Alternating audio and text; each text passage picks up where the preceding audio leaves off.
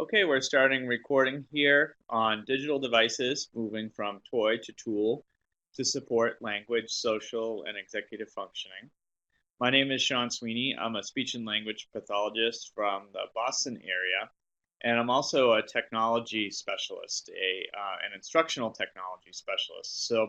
I completed the program for speech and language pathology in 1999 in the Boston area, and some years after, while working in the public schools, I pursued my interest in using technology in my work as an SLP and got a second master's in instructional tech. So that really is about how to use technology as a learning tool. So for me, those two areas of working with kids and adults around their language skills and communication skills, and in many cases in my current position around their social and executive functioning works really well with using technology as a tool to display visuals that have to do with what we're learning, and also to create some interactive lessons that we can use. And today, what we're going to be talking about is some of the best practices in language organization and social cognition as a broad area. The ability to think about social situations and apply those thinking skills to support better communication in social situations, as well as organizing oneself. So language and social and executive functioning really aren't separate areas. They're all very much intertwined. And we'll be talking about that, as well as the main idea of using some digital devices or using some resources that are available for apps through apps on iOS and Android to be learning tools in that area, just to make visuals more accessible. So you're not receiving continuing education units from ASHA for this presentation, but I always like to disclose or talk about some of the work that I've done. I think it's just a good practice anyways. I did work in app development for about a year, but I'm not going to talk about any of the apps I created with Smarty Ears apps. I do some work with MindWing Concepts, who are creators of the story grammar marker, which I will talk about today. But my role with them is just to write a blog post here and there, or to do some presentations with them. I'm really a true believer in their tool. I've used it since one of my early graduate school placements. And I write a blog. It's called Speech Techie, and that's led me to go around and do presentations on tech integration for speech and language pathologists and others, and how you can use technology thoughtfully in your work. And that's included some work with social thinking for one of their regional providers conference. And I write some columns for the ASHA leader. So by way of disclosing these things, I'm also pointing you in the direction of my blogs, speechtechie.com.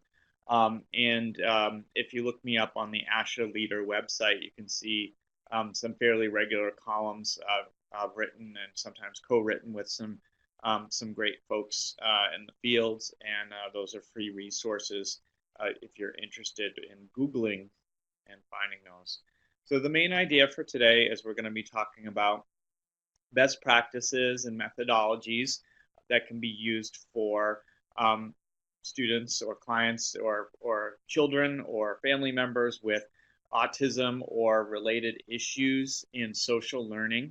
And the idea that apps can be used as one way, just one way, to engage them in the process of learning and supporting them, to use visuals, because visual supports are important across the age levels. I, as an adult, benefit from visual supports as a relatively neurotypical adult too. I think we all benefit from that.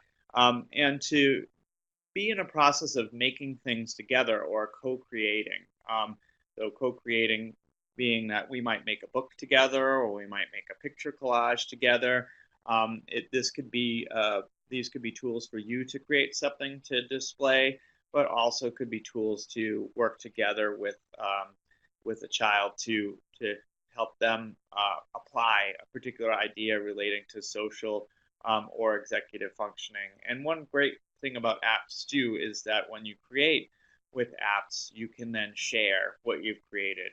And each app is a little bit different. You have to kind of think of what the app's features are in terms of what you would create, whether the app has audio, for example. How the app uses pictures is an important factor in thinking about which app you might want to use. But also the sharing features will be of interest, and you have to kind of think through, okay, if I wanted to get this product to a teacher or to a relative, how would I do that? And that might influence your decisions in what you're doing. So one of the methodologies that I want to talk about, and this is going to be an extremely brief overview of each of these, just kind of giving you a taste of them and thinking about where you can get more information. In the last 10, 15 years, the social thinking framework has become very popular in schools and for use in clinical settings and by families to help students develop a vocabulary about how the social world works. So social thinking has been very influential in my work, and it's language based. And the idea is to build social smarts, a great catchphrase to use with students. That's what we're working on. We all have different kinds of smarts, and our brain makes certain things easy, and certain things might be a little bit more challenging.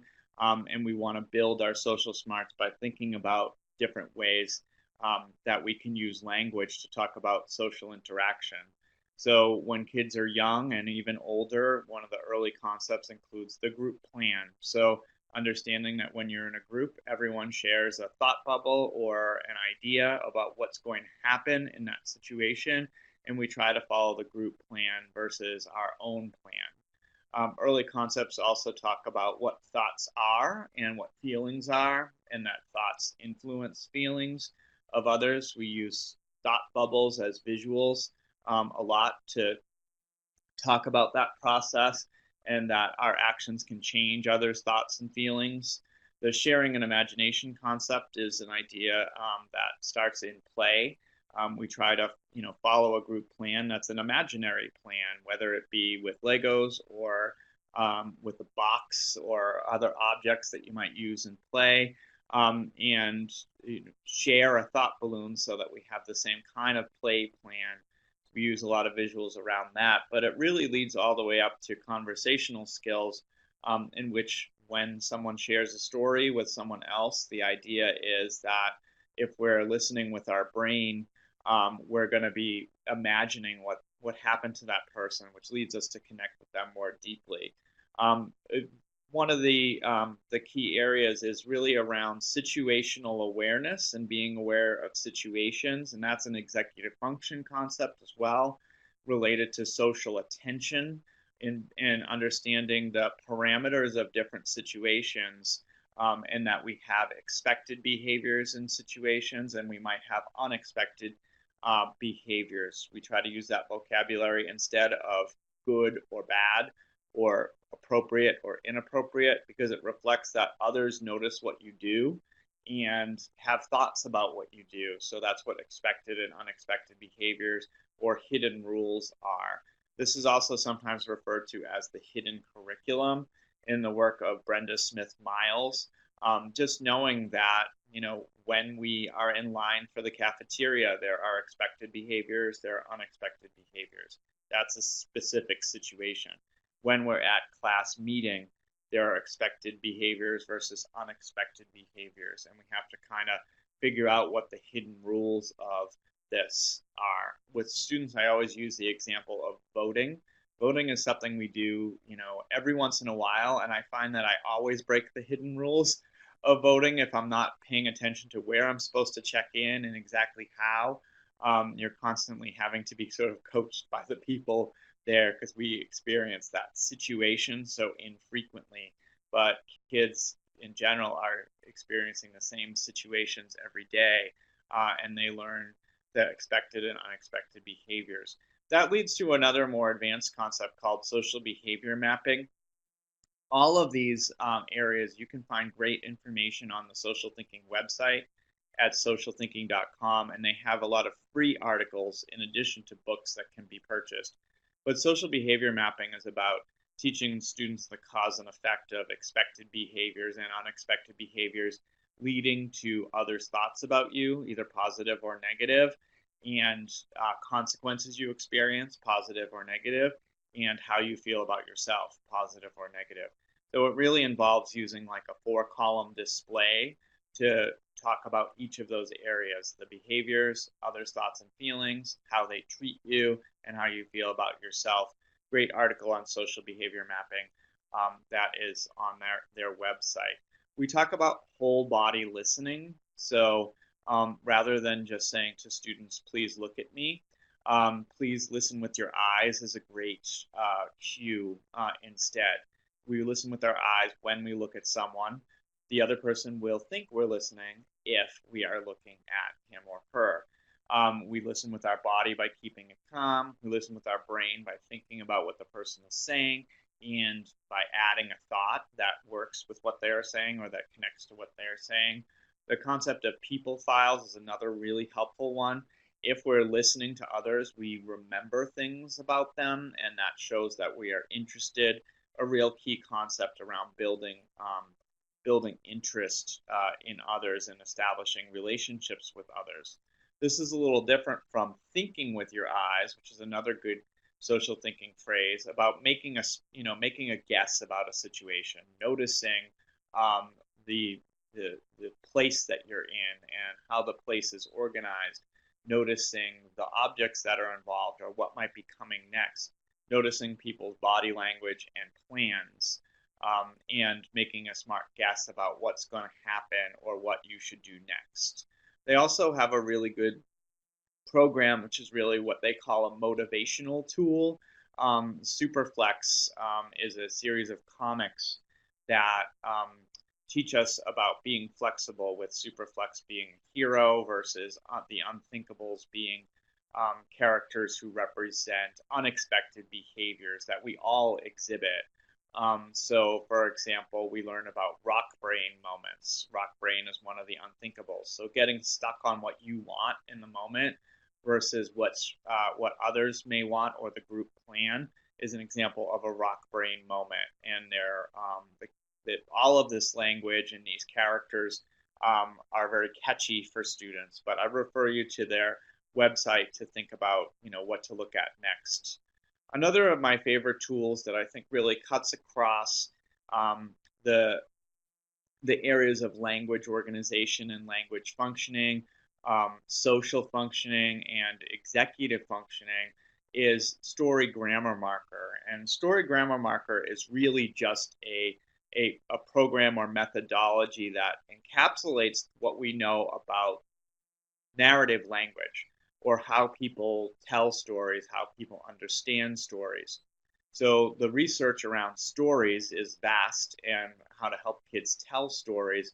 And what we know is that stories universally have certain elements in them. So Story Grammar Marker is a manipulative that uses these elements, but you can basically use other strategies as well, or other visual graphic organizers to prompt Story Grammar Marker. I just like to talk about Story Grammar through this lens because it's so visual. So each story, has, key elements. Character, which is represented by a puffy head. The Story Grammar Marker is actually a manipulative braid that you can buy for $7 from the MindWing website, but they have great graphic organizers too. Setting, where and when is the story taking place.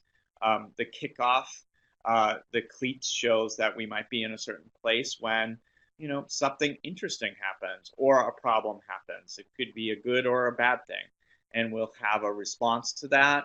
Maybe we'll make a plan.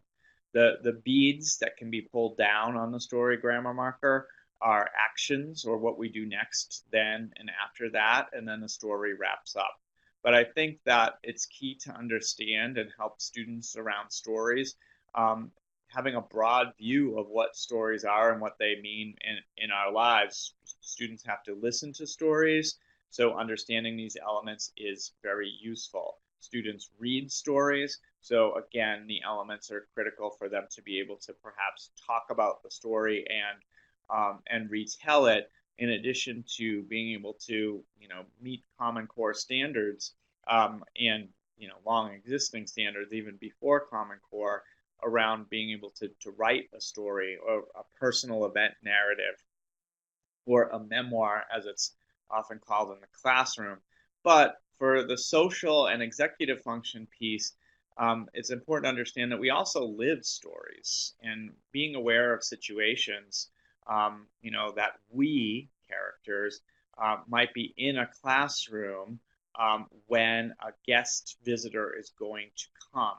So that's our kickoff for the day. And we might feel kind of unsure about this because it's a guest in our classroom or a guest speaker, but we plan to go along with the group plan of what's going to happen first. The guest visitor is going to make a little presentation. Second, there'll be time to ask questions. And then after that, we'll discuss the experience as a group. So there's all sorts of ways that story grammar marker could be used to preview situations, also talk about students' reaction to situations. It's helpful to understand that students don't necessarily produce that whole braid of a story in early educational years. Rather, it's what we call a developmental sequence. So students may start by being able to talk about, who was there and where it was and what time it was. And then around kindergarten, they're talking more about actions, and thinking about, what happens first, then, and next.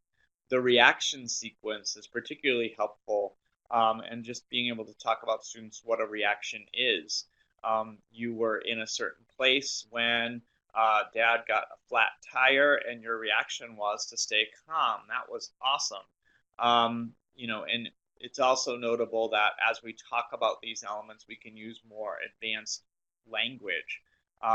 Dad wanted to go to the Target, but he got a flat tire, so he couldn't. So we're using words like but, so, because, when, which are more advanced structures, and it kind of leads up in this progression.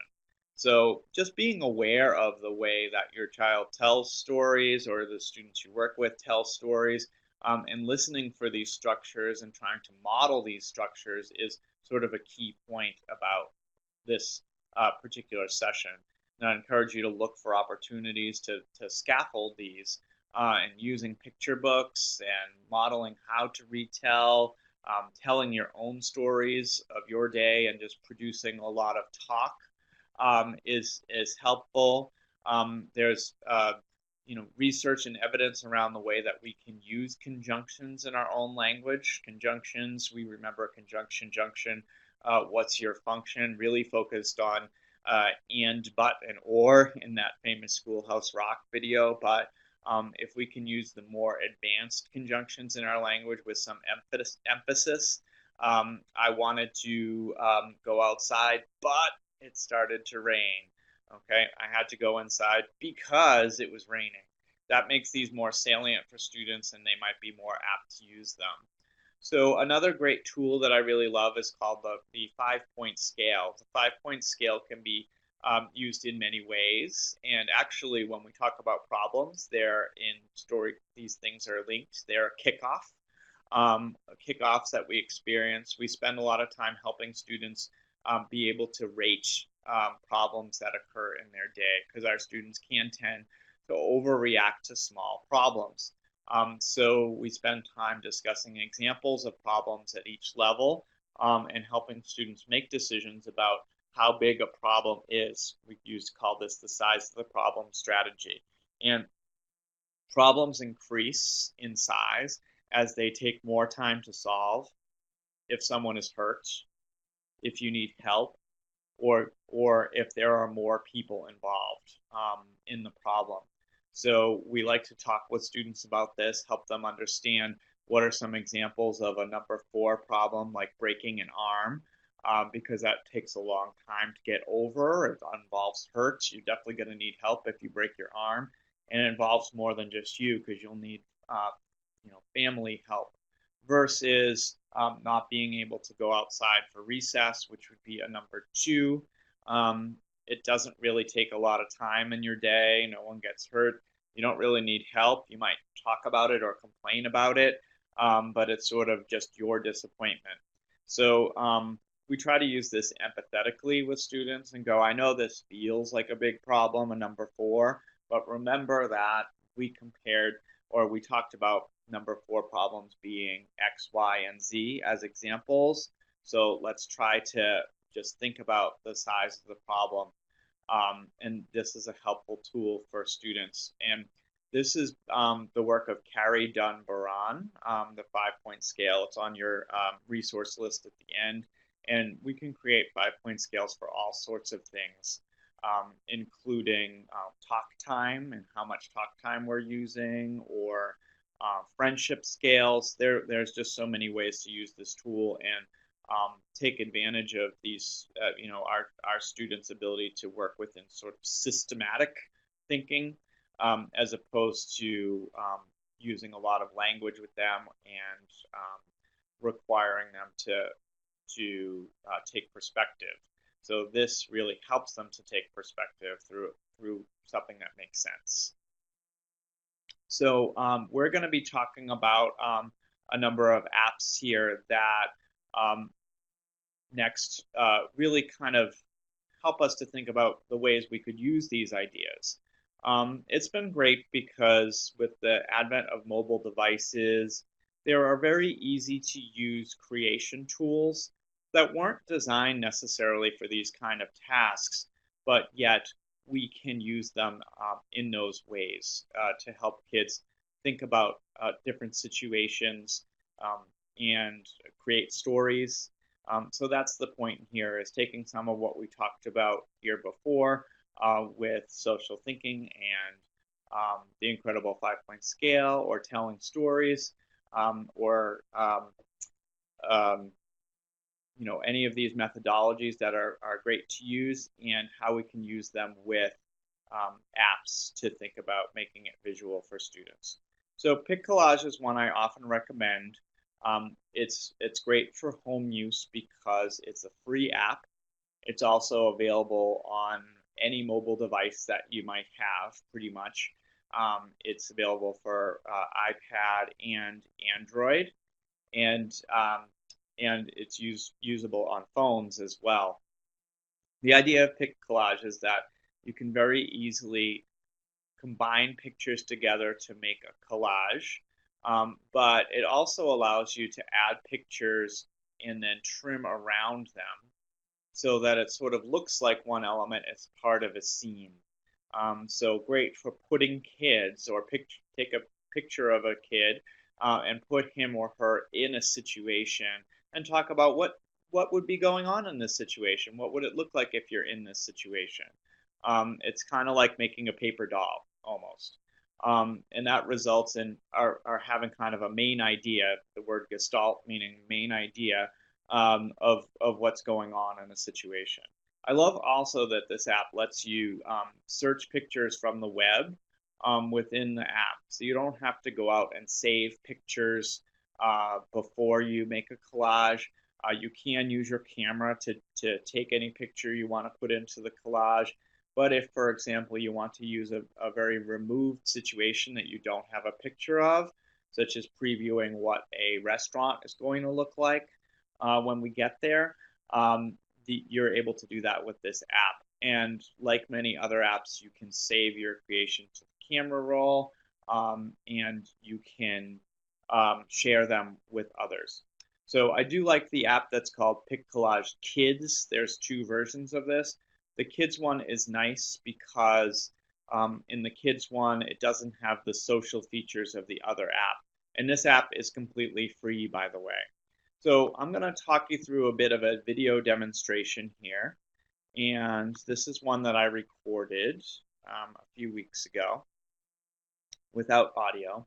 So this will show how Pick Collage works and an example of how it can be used, but I'm sure you can think of many other ways that you can use it.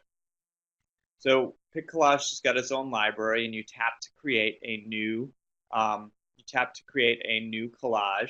and then on the screen, any place that you tap will allow you to add a photo, or as you can see there, they also allow you to add GIFs. So GIFs are little moving photos, which initially I was unthrilled with that addition, but it's a really nice motivational tool because it creates a little bit more movement and a dynamic collage when you do it.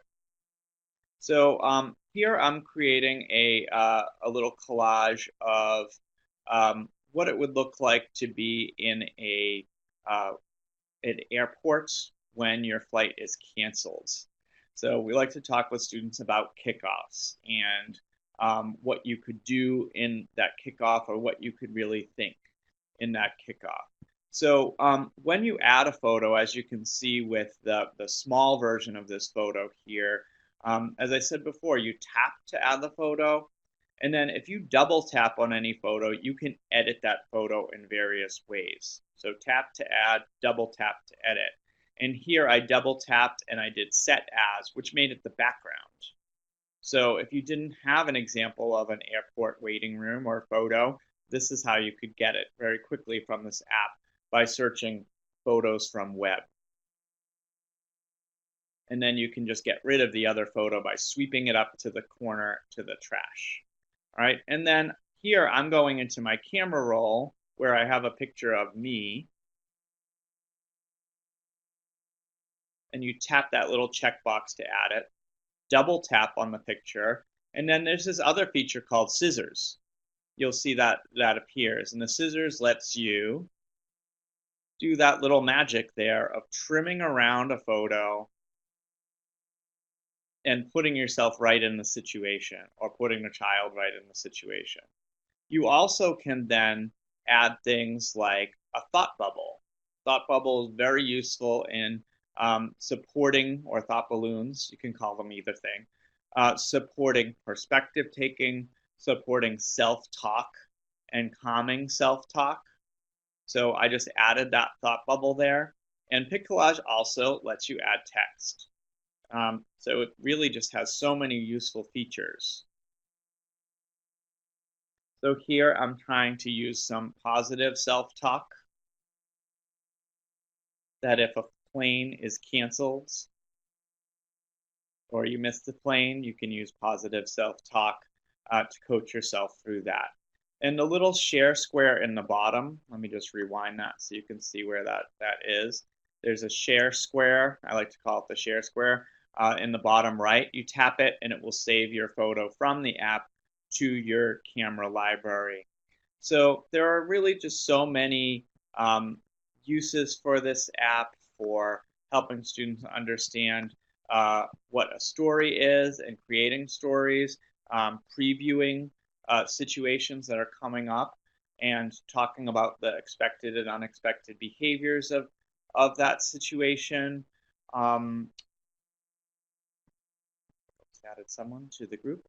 And there are many other ways. Oh, also making 5-point scales with students. You can look up a number 1, a picture of a number 1, a number 2, a number 3, a number 4, a number 5, and talk about the examples of size of problem. So it's just very, very useful.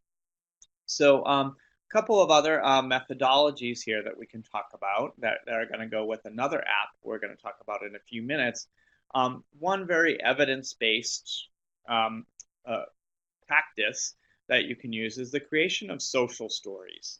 So social stories has a trademark, and it has it's the work of Carol Gray. So you can find many great books by Carol Gray. And in this section too, you can see I've given you some web resources.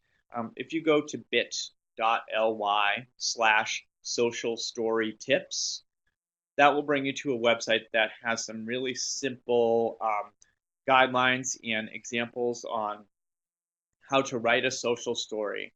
So here's an example of a social story using the one-arm rule. What we do in a social story is we describe a situation and what we should do in a situation, and we talk about perspectives in the situation. It goes like this. Sometimes I talk to the other children in my class. The other children don't like when I stand very close to them. When I stand too closely, it makes my friends feel crowded. If I stand too close, other children sometimes get mad at me. I can back up and stand one arm away from my friends when we talk. It makes my friends comfortable when I stand one arm away when we talk. So social stories combine descriptive statements, perspective statements like the other children will feel comfortable, the other children don't like when, okay, and directive statements. I can back up and stand one arm away. So social stories are a really useful technique and often can be even more useful when combined with visuals like pictures. So we're going to talk about an app that lets you do that.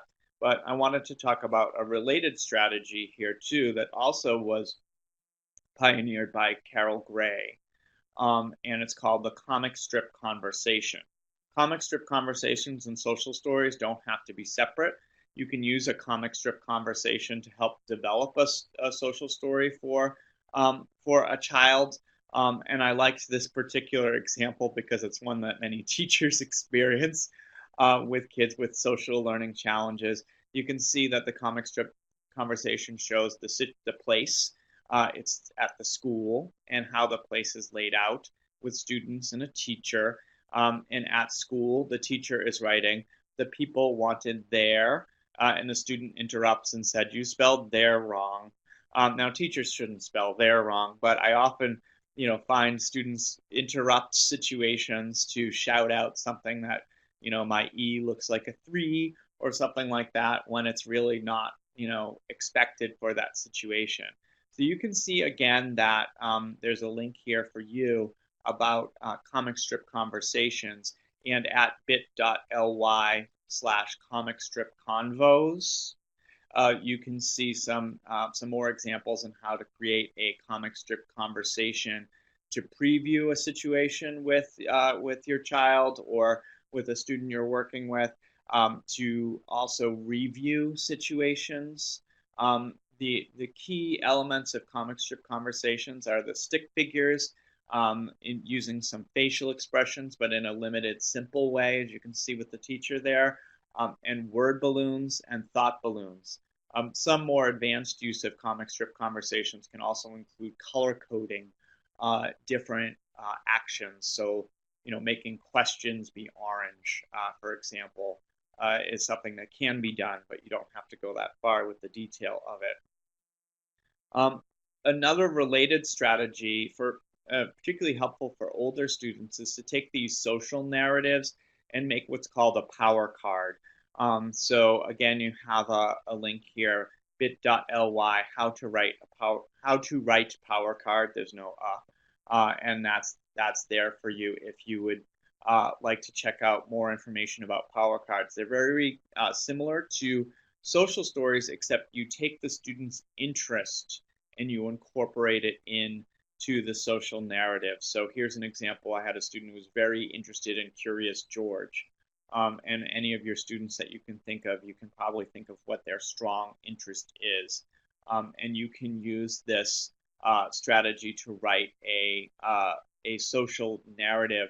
This one describes that Curious George has to work with other people a lot, like on the farm, at the fire station, and sometimes this is hard for George because he has to listen to what everyone is saying and share talking time with others. Being patient and waiting for a talking space can be very difficult for a curious monkey. Sometimes George forgets to wait his turn and he talks in other people's talk spaces. He interrupts others and makes noises that bumps into other people's words, but he works hard to remember to share talking time with others and wait for his turn. George's monkey and human friends are happy with him when he remembers to share talking time because it shows them that he cares about them. So it uses the same types of situational statements of descriptive and perspective and directive statements, but it doesn't really direct it towards the students, but we can sort of use their interest to um, to cue them. Remember Curious George and what Curious George is working on? When a student's having trouble sharing talking time. And then we always produce a card, which is just a simplified version of the story. Curious George would want you to remember to think about how everyone shares talk time, and that you too will get your chance to share. Other people need a turn to speak and answer and ask questions. Wait for a talk space. Keep quiet while waiting for a turn. And it's helpful if we put in visual clips that add interest, like the picture of Curious George and the man in the yellow suit there, to make that more interesting. And an app that really aids in doing all of these three things, the social narrative or social story, the comic strip conversation, the power card, is called Book Creator, which I'll talk about. But I also just want to direct you to some research here. A great free document that you can check out is by the Autism EBP, or Evidence-Based Practice Review Group of UNC Chapel Hill, conducted what's called a meta-analysis. So a meta-analysis is a research study that applies metrics and summarizes existing research studies. So it's a study about studies on procedures that are effective for individuals with autism. And in their finding, they looked at 17 different case studies where social narratives were used with students, and found them to be effective. And the document describes this a bit more, but I wanted to point that out to you. And we can now think about how Book Creator provides an easy means to create these kind of stories. So that's what we're going to look at next, is this app, Book Creator. So Book Creator, unlike COLLAGE, if you really want to get your full use out of it, you would want to buy the full version, which is $4.99. Book Creator is also available for both iOS and Android, and for iPhone. But the good thing about it also is that you can try this app for free.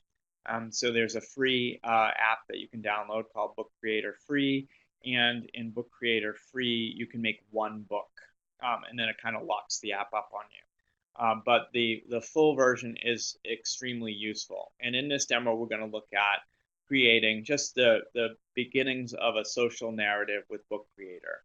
When you use Book Creator, I want to apologize as I'm showing this video, because for some reason iMovie cropped out some of the bottom and the top of the screen. So just imagine that they're there. And at the bottom of the screen, there's a plus. Okay, and when you open the app, you can hit the plus, and then you can create a new book. And Book Creator lets you pick the format of the book. It even lets you make comic books. So the comic book frames are down the bottom there, and the regular book frames are up there. I often go with the landscape because it makes a big picture for students. And when you start, you can make the cover. Now the menu for Book Creator is in the upper right corner, and you hit this little plus button as well. You hit the plus button to create the book, plus button to add something to a book, and it lets you add 5 different things. You can add photos, meaning photos that you've saved. So unlike PicCollage, you can't search photos from this app. You have to have saved them to your camera roll, which you can do on an iPad quite easily. Just Google, if you don't know how to save photos from the web, and it will show you, it will give you a step-by-step on that. But you also can add pictures right from your camera. I recently had a really great conversation with some parents about this app, because I work with their child privately, and they asked me to attend his IEP meeting at school just to give some information about what we are working on in his social skill group. And one of the things that was coming up for this student was it was the end of the school year, and he was going to be transitioning into another classroom, but his teacher was going to be going on maternity leave like any day. So I recommended making a social story that included some pictures of that teacher and the classroom he'd be transitioning to. And the great thing about Book Creator is it takes out a lot of the technical pieces of that. When we used to create social stories, we'd have a separate digital camera, then would have to connect it to the computer and import the pictures and put them in, say, a word processor. They're hard to move around in a word processor. But with Book Creator, you can go and open a new book and tap camera, and you're going to be able to take the pictures that you need. So the parents actually went right with that, and they were able to do that with their iPhone and go visit the classroom and open up a new book, and take pictures with the camera and later add the text about what were going to be the elements of this student's new school year. And it gave him a way to preview that. This is showing how to add the text. And we're making a little book here on how to use the playground slide. And the text goes right in there. When you highlight the text, you can use the little inspector, which is a little eye that's in a circle, and you can change things like font and the color of the text of whatever's highlighted. You can see the text is highlighted here. So when you click on the inspector in the upper right, you're going to be able to format that text. So here's the cover of our book, which we're keeping pretty simple. You can drag out.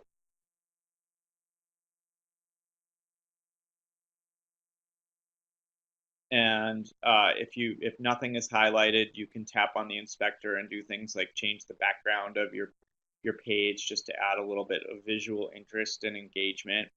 And you tap the forward arrow to go to your next page. So here I had saved a picture of a playground slide. So if using a playground slide is kind of difficult for a student, that would be a good context for a social story. And what's terrific is you can take a picture and then add, of course, text to illustrate what's going to be happening.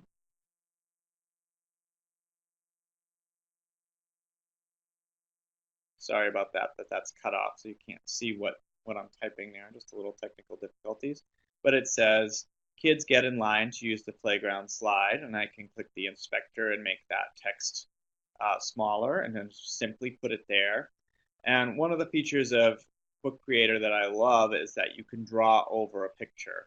So I just selected the pen there, and then it gives you your basic crayon colors, but you can use even more. And then you can then sketch right on top of a picture.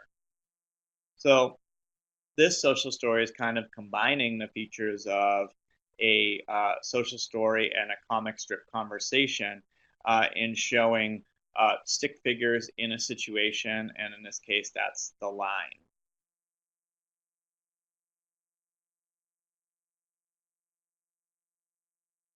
Book Creator also lets you add, when you go to that plus symbol in the upper right corner of that area, you can add stickers or shapes, and those include word balloons and thought balloons.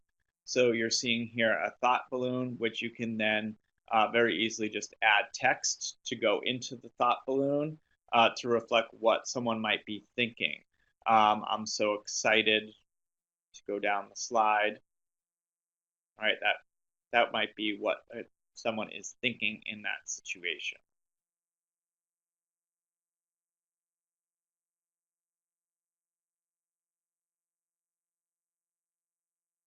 Book Creator also lets you add a sound. So what you're seeing there is an additional engagement factor. If you add a sound and just tap to record, you're making a true multimedia book. So your sound could be just the text read aloud so that the student can access the story, but it also just adds interest for students if they can record their own stories or you can record it. The sharing feature is what you're seeing here. So if you go back out to your books, you can export the book in a few different ways. You can do it the old-fashioned way and you export it as a PDF. So that just means you're sharing it as a PDF, and as you might know, a PDF is very portable and printable. Whereas the EPUB format would carry that audio that you added to the book along with it. And what you can do with this is that you can email the story. So let's say you wanted to email a social story to school so that they get they have it as an example, or you wanted to email it to the student's paraprofessional and ask the paraprofessional to review it with them. It will add it to an email as an EPUB, and then when that person receives that email, they can open it in another app that's called iBooks. So to access the books, people do not need to have Book Creator itself. You can make a book that they can access in something called iBooks, which you may be familiar with as well. So those are kind of the basics of Book Creator, and you can see how it has some different features from PicCollage, but we can use it to support the student's awareness of situations, which is an aspect of executive functioning, and what to do in those situations. I want to talk briefly and show you also, the technique of video modeling is something that is strongly evidence-based. Video modeling involves producing a video of a task and asking the student to watch it, which they're often very, very willing and engaged to do, and then immediately expecting them to attempt the task, whatever that could be. So video modeling is used in everything from toilet training to teaching students how to engage in imaginative play or play turn-taking games, or how to join a conversation, how to access a cashier at a store. And there's a couple of different kinds of video modeling. Video self-modeling is when you take a video of the student, and that is used for the model. And one of the reasons this is considered an effective tool is that research has been done on it, and people have looked at whether it changed behaviors. But it also just integrates some of the things that we know work well with students with autism: visually cued instruction and modeling. But can be more effective than just simply showing them in life, the modeling, but rather they're able to watch the video over and over. So a particular study on this was, again, a meta-analysis and looked at how well this method has worked for many students. This particular study was written some years ago. I think it was in the 1990s, or actually no, early 2000s, and talked about it's a great technique, but it's kind of difficult for people to do because editing video footage is really hard. And with apps like iMovie, it's not really very hard anymore. If you're a clinician, it often can be good to use a little storyboard, a comic strip conversation, for example, or script, then record the child engaging in the behavior. And one of the things that we find is really helpful is if the student's needing a lot of prompts through the situation, you actually can edit out the prompts. So that is called video feed forward. So that's a kind of video self-modeling in which the student sees themselves doing something independently because you've edited out the hidden support that actually was used. So what we're going to look at here briefly is how easy this is with iMovie. So iMovie is an app for iPad, and there are similar ones for Android. I'm not very well versed with them, but video editing apps for Android can do some of the same things. So what you're going to see here is, this is iMovie, and this is the iMovie timeline at the bottom, the big broad area, and up in the right, it has all of the things that you can draw from. But iMovie actually allows you to just hit the camera button and record right into your project. So that's what you're seeing there. When you do that, it automatically activates the camera for your recording. So you can record the situation right there.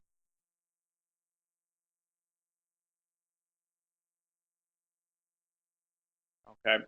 But I'm going to use or add a little video clip from the upper right here that I already had saved so you can see. And this was something I recorded at a presentation recently where we were demonstrating the app, and the audience, a participant in the audience needed to cue me to push in my chair. So a very simple task. And we'll take this 16-second clip, just double tap it, and it goes into the timeline. And that's going to include, you don't have audio for this to hear what was said, but you'll get the idea from just seeing how it works. And in this entire clip, at one point, I'm just kind of knock over my chair, which happens about here, and someone off to the right reminds me to push in my chair, as you can see there. All right, and what we can do with iMovie is if you tap to select the clip,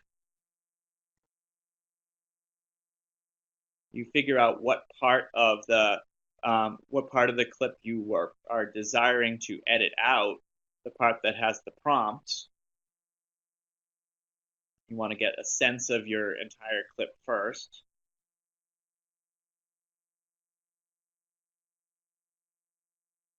And then when you tap to select the clip, you're going to be able to split the clip and edit out what you want.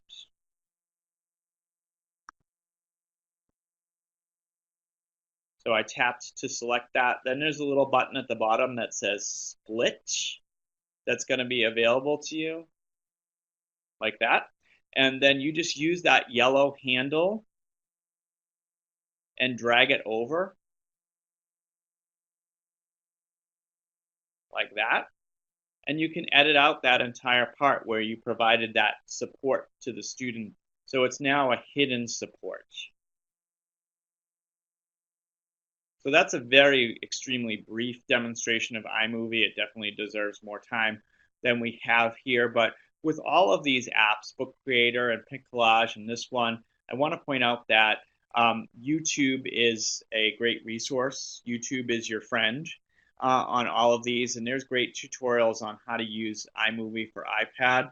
So for example, if there's a certain chore you want your child or your student to perform to build their executive functioning, record them performing the chore with you prompting, and then you can just simply edit out the prompts so that they can have a video model of that chore. That's a visually supportive strategy that can really help students. So along this way, we've been talking somewhat about executive functioning, but in the last couple of minutes, we're going to talk a bit more specifically about it. Executive functioning helps us be aware of situations, which we've seen how the apps previously can help us with that too. Predict outcomes, generate a plan, initiate actions and responses, and monitor our progress. Some folks that have really done great work around this are Sarah Ward and Christian Jacobson. They've really developed very accessible work about executive functioning for clinicians and parents. And here on this slide, you may want to pause or go back and review. There's a couple of great articles that were published by Ward and Jacobson. You can get to them at bit.ly ASHA SA or bit.ly ASHA Clinical EF. Those require either purchase or membership in an ASHA special interest group, but they're not expensive to purchase. I think it's like $6 each. But a free article is the one that I wrote with Sarah Ward, which you can find at bit.ly Sweeney Ward. The folks at Think Social Publishing and their great tool, Zones of Regulation, are a really good resource. You can find out more about Zones of Regulation at zonesofregulation.com or on Pinterest. There's lots of great information. And there's also some other good text here. Dawson and Guerre's Executive Skills in Children and Adolescents, the Unstuck and On Target book. And if you're online on Twitter, Karen Janowski is a great person to follow. She is an assistive technology specialist who tweets a lot about tools for executive functioning. The Ward and Jacobson specific work has to do with mapping out plans and using techniques like get ready, do, done. So get ready, do, done is a procedure in which we start by talking about what something's going to look like when it's done. So that's our picture to the far right, which we call a future picture. And then we can talk with students about what they need to do to get ready, or what they need, and what they are then going to do. And we find that this really helps students with planning and thinking through planning and monitoring themselves. And we're not starting with step one. We're helping them think about what they're going to look like, what it's going to look like when it's done, have the end in mind, and then have students generate the materials and the steps to use here along with those. So what are some apps that we can use? Many apps allow us to kind of sketch or make a future picture photo, such as Doodle Buddy or Skitch. Skitch is also a situational awareness tools. We can talk about time tools. We can use to help students be more aware of time, because one of the things we like to do in this process is talk about how much time is the painting going to take?